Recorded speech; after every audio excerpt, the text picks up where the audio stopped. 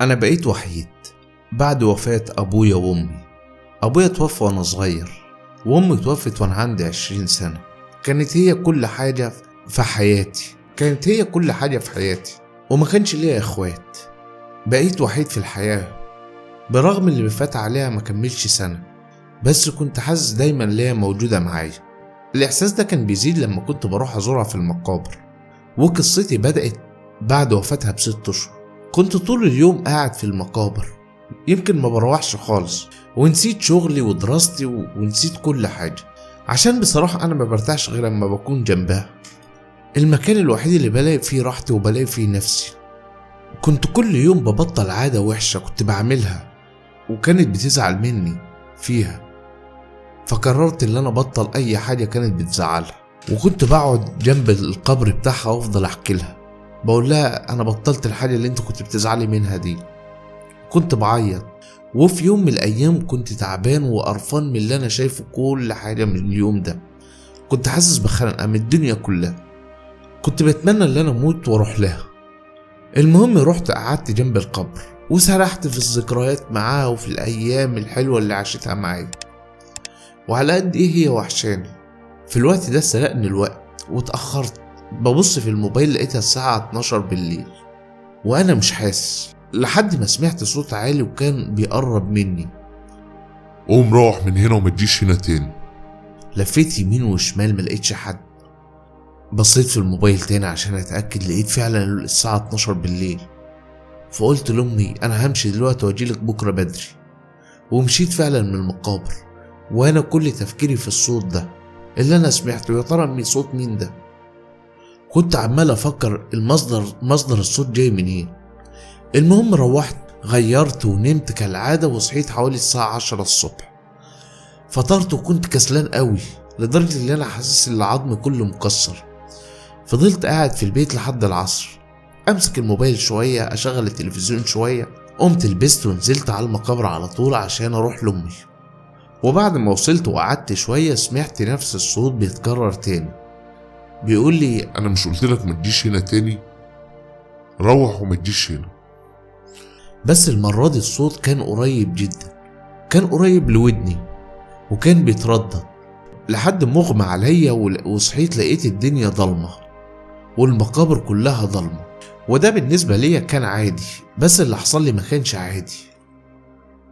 طلعت اجري على البيت وبصيت في الساعة لقيتها كانت حوالي 10:30، يعني انا قعدت من العصر لحد الساعة 10:30 بالليل. كنت خايف قوي، وخاصة ان انا ماليش صحاب او صحايب احكي لهم، يعني لان كانت الشخص الوحيدة اللي كنت بحكي لها هي امي. وفعلا انا بقيت وحيد من بعد وفاتها. انا مش مصدق ايه اللي حصل. اكيد دي تهيؤات او عجل الباطن، انا مش عارف هي دي حقيقة ولا لا. المهم فضلت صاحي متجالي نوم، مش عارف من الخوف او من التفكير، لحد ما النهار طلع. كنت تعبان من كتر التفكير، دخلت انام. صحيت على قبل المغرب بشوية وانا حاسس ان انا مش شايف قدامي. دخلت الحمام، غيرت وخدت دش وكلت لقمة سريعة وشربت قهوتي، وقررت انزل تاني لمكاني المفضل. بس المرة دي ده التفكير كله كان اللي حصل امبارح. وصلت وقعدت وقررت اجرى الفتح على روح امي وخلاص، وبدأت احس ان جسمي بدأ يسخن. الليل دخل وكان اول مرة اخاف اللي انا قاعد كده. من هنا فعلا قررت امشي، قلت همشي واجي لامي بكرة. بس ساعتها حسيت ان انا جسمي مشلول او متكتف. حاولت اتحرك بكل قوة وكل عزم عندي، بس الدنيا بدأت تلف بيا، واصوات كتير طالعة من قلب المقابر، اصوات غريبة ولغة غريبة انا مش فاهمها، وحاسس ان الدنيا كلها بتلف بيا. خلاص دخت وما بقتش شايف قدامي، شبه اغمى عليا عشان افتح عينيا، وبعد كده الاقي نفسي جوه تربة او قبر مفتوح وانا مش قادر اخرج منه. واتفاجئت اكتر لما شفت وش مش واضح قوي، ولكن لونه اسود، ولابس عباية طويلة وسمرة، واسنانه كلها عاملة زي مصاصين الدماء اللي هي البارزة دي. وقتها كانت عينيه بتدمع، بس الدموع كلها دم. ده كله وانا مش قادر اتحرك، حاسس ان انا مشلول او متكتف مكاني، ومش قادر اقول له انت مين ولا عاوز ايه. بحاول استوعب ايه اللي حصل، ومين اللي دخلني هنا اصلا؟ ولا مين ده وعاوز مني ايه؟ وفجأة قطع تفكيري صوت بضحكة شريرة، صوت عالي، ولقيته رفع العباية بتاعته دي وبدأت يخرج منها خفافيش كتير كأنها طالعة من جسمه، بتطوف حواليا في كل مكان، وانا مكاني مش فاهم اي حاجة، ونبضات قلبي بدأت سريعة. يمكن انا سامع نبضات قلبي في الوقت ده، وبدأ شعوري بالقلق، ولقيت نفسي بزعج وبقول له انت مين وعاوز مني ايه؟ لقيته رد عليا وقال لي انا نبهتك اكتر من كده، بس انت دماغك ناشفه وما بتسمعش الكلام. قلت له كلام ايه وما سمعتش كلام ايه؟ ونبهتني بايه اصلا؟ انا معرفكش، انت عاوز مني ايه؟ ابتسم ابتسامته الشريرة دي ورد عليا وقال لي انا الحارس، انا شبح المقابر، صوت لو تقدر. رديت عليه قلت له حارس مقابر ايه وعاوز مني ايه؟ انا ما اذيتش حد هنا، انا باجي ازور والدتي وبمشي، انت عاوز مني ايه؟ قال لي انت ما بتسمعش الكلام، سبتك 6 شهور ومفيش فايدة فيك، ولو عاوزنا نسيبوك في حالك يبقى لازم تقدم لنا راس طفل ما يعديش 7 سنين، دي القربان الوحيد اللي ينقذك مننا. رديت عليه قلت له لا طبعا، مستحيل اللي انت بتقول عليه ده، انا مش هقتل ولا عمري هعمل كده، وما اقدرش اصلا اعمل كده اللي انت عاوزه. لقيته بيقول لي انت بتعترض؟ انت مش عارف انا مين ولا ممكن اعمل فيك ايه؟ انا مش بطلب الطلب ده منك، انا بأمرك ولازم تنفذه عشان تنجب حياتك. رديت عليه بصوت خوف كله، قلت له طب اعمله ازاي؟ انا مش هعرف اعمل كده ومش هقدر اعمل كده. فجأة الدنيا كلها بدأت تلف تاني والخفافيش كترت اكتر معايا في القبر، والكائن ده بدأ يختفي. اصوات من القبور حواليا بتزيد واللغة مش مفهومة، الاصوات بتزيد اكتر واكتر والدنيا بدأت تلف لغاية ما فقدت الوعي تاني.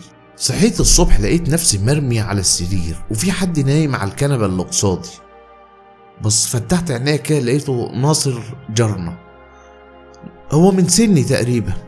صحيته يا ناصر يا ناصر اصحى، ايه اللي حصل؟ قال لي الحمد لله على السلامة يا ابو حميد، انت كويس؟ قلت له كويس ازاي بس؟ ايه اللي انا بشوفه وفهمني ايه اللي حصل؟ رد ناصر اهدى بس وانا فهمك. انت جيت امبارح بتجري بالليل في الشارع وكنت انا سهران بره، ومروح لقيتك بتجري وعمال تزعج وتقول الحقوني لحد ما وصلتك هنا ورحت فاقد الوعي. انت مالك كده يا احمد، في ايه؟ قلت له يا ناصر صراحة انا مش عارف، بس انا خايف ومش عارف اعمل ايه في النصيبة اللي انا فيها دي، انا خايف احكي لك ما تصدقنيش. رد ناصر قال لي احكي وانا اصدقك. بدأت احكي له كل اللي في قلبي واللي حصل معايا من اول ما سمعت الاصوات في المقابر لحد ليلة امبارح. ارتحت صراحة لما حكيت وطلعت اللي عندي كله. بدأت ابكي بجنون وانا بحكي. ناصر بدأ يهدي فيا وشوية ويقول لي قال لي قوم اغسل وشك وان شاء الله هتبقى كويس ومفيش حاجة. سيبته في الأوضة بتاعتي وقمت اغسل وشي في الحمام، بس اتفاجئت لما لقيت في وشي كلمة مكتوبة على المراية باللون الأحمر معناها الليلة. طلعت من الحمام انده لناصر، وعقبال ما دخلت انده لناصر عشان يشوف الكلام ده رجعنا ما لقيناش اي كتابة مكتوبة. لقيت ناصر بيقول لي طب انا هسيبك شوية كده وهرجع لك كمان شوية عشان عندي مشوار هخلصه في الانجاز وهجيلك على الساعة 10 بالليل 9 بالليل كده. قلت له خلاص ماشي يا ناصر روح انت بس متأخرش. على الساعة 9 بالليل ناصر مجاش، فالمهم رحت جبت رقمه من حد جارنا يعني عشان ارن عليه، عشان رقمه مش معايا. جربت ارن مرة واتنين وتلاتة عمال يديني مشغول، فقلت خلاص انا هنزل من البيت ومش عارف هروح فين. ولسه نازل لقيت ناصر في وشي بيقول لي لازم تنفذ اللي اتطلب منك. قلت له انفذ ايه بالظبط، انت مجنون ولا ايه؟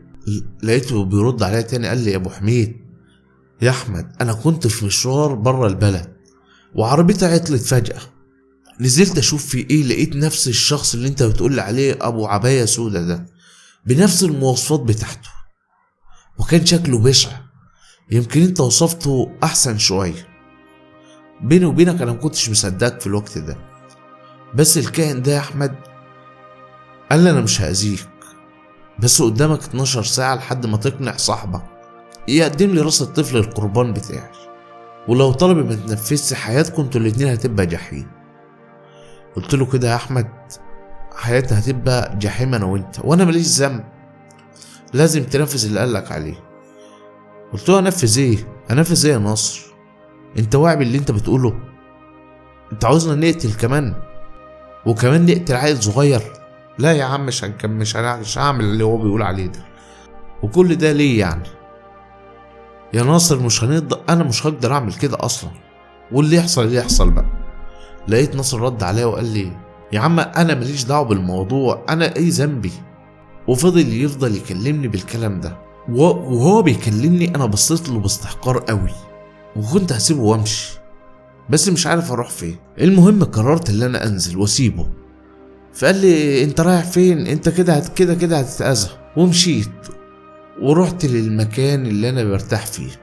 هو اللي في دماغك. رحت المقابر عند والدتي، واللي يحصل بقى، مش فارقه معايا، ما انا معرفش اي مكان غيره. ويا دوبك وصلت، وكان شبح المقابر ده في انتظاري. اتفاجئت بيه ورجلي ما كانتش شايلاني، فلقيته بيقول لي انا كنت عارف اللي انت هتيجي هنا، بس انت جيت متأخر عن ميعادك، ودلوقتي لازم تنفذ طلبي اللي طلبته منك ده عشان ارحمك وارحم زميلك. قلت له انا ما اقدرش اعمل كده، ارحمني انت وسيبني. لقيته رفع ايده كده بحركة زي بحركة امر، وطلب من شخص تاني من وراه. لقيته جاب طفل ومعاه سطور، وبيقول لي اذبحه انت عشان ترجع لحياتك الطبيعية، اذبحه عشان نسيبوك في حالك، اذبحه عشان تعيش انت، ولا انت اللي هتتذبح مكانه. كلام كله كان رعب. الدنيا بدأت تلف بيا وتدور بيا من تاني، لحد ما لقيت نفسي في مكان مهجور، ومعايا الطفل ده لسه واقف قدامي. المكان كان عبارة عن بيت مهجور، والإضاءة فيه ضعيفة، والحيطان كلها ملطخة بالدم، غير الكائنات الغريبة اللي كانت موجودة في المكان، واللي منهم طبعا شبح المقابر ده أو حارس المقابر. ما كانش بصراحة في حل تاني غير اللي أنا أذبح الطفل ده عشان أخلص من اللي أنا فيه بقى. مديت إيدي ومسكت السطور، والطفل كان قدامي. تحس ان الطفل ده متخدر او مش شايفني، او واقف ازاي متكتف، مفيش مانع اللي هو بيتحرك خالص. المهم مسكت السطور وانا مش شايف، بكل غضب وانا مش شايف قدامي. مفيش قدام حل غير اللي انا اذبح الطفل ده بالفعل.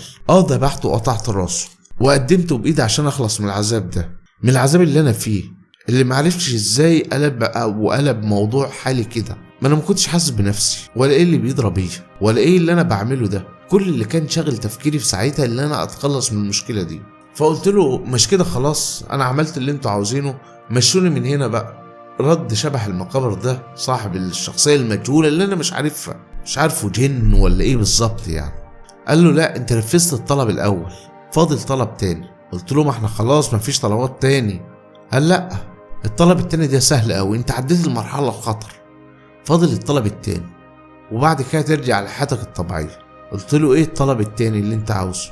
قال لي الطلب التاني اللي انت تحكي قصتي لاي حد عشان يحصل له نفس اللي حصل لك. وفعلا بدات احكي قصتي، ودي كان السبب اللي انا خلاني احكي لكم الموضوع من البدايه. انا اسف ما كانش قدام حل تاني عشان اخلص من اللي انا فيه، يا ريت تسامحوني. وهي دي كانت المفاجاه كلها. وبكده تكون خلصت حلقة النهاردة وقصة النهاردة. ما تنساش الاشتراك في القناة وتفعيل الجرس ليصلكوا الجديد، وشكرا والسلام عليكم.